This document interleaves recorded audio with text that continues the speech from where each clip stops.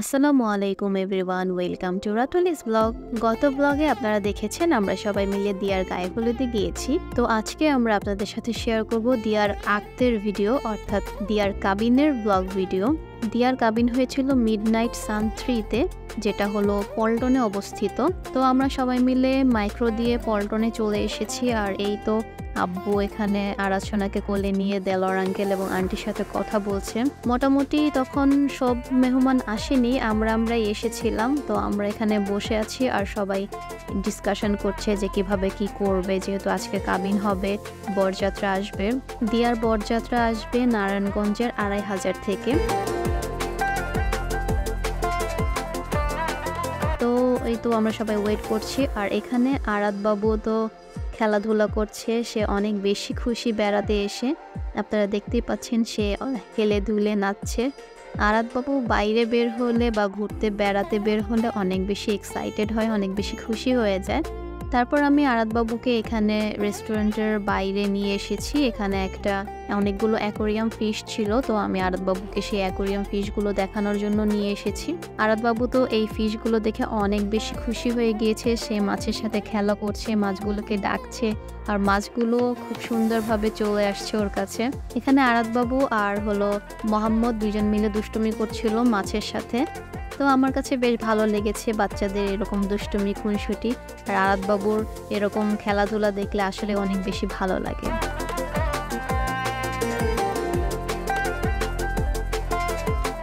আরাদ বাবুর খেলাধুলা শেষ করতে করতে এখানে দিয়া রেডি হয়ে চলে এসেছে পার্লার থেকে।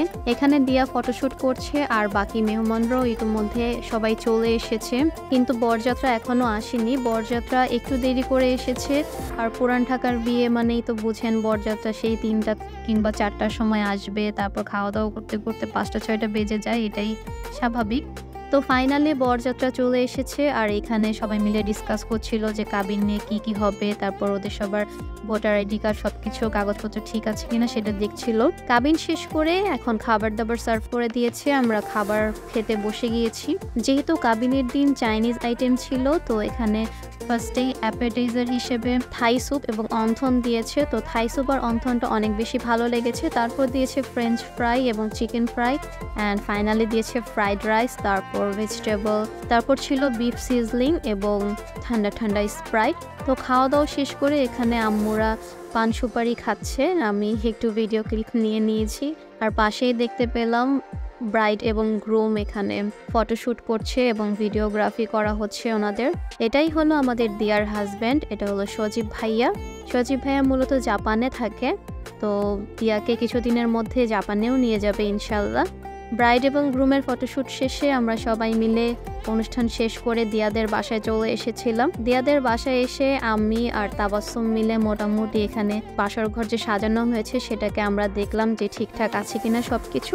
তারপর এখানে আমরা বরের গেট ধরেছি এবং টাকাও পেয়েছি, সেটা আসলে ভিডিও নেওয়া হয়নি। আশা করি দিয়ার এই আক্তের ভিডিও আপনাদের অনেক বেশি ভালো লেগেছে। ইনশাল্লাহ দিয়ার বিয়ে এবং বৌভাতের ভিডিও আপনাদের সাথে শেয়ার করব। সবাই ভালো থাকবেন, সুস্থ থাকবেন, আমাদের জন্য অনেক বেশি দোয়া করবেন। আল্লাহ হাফেজ।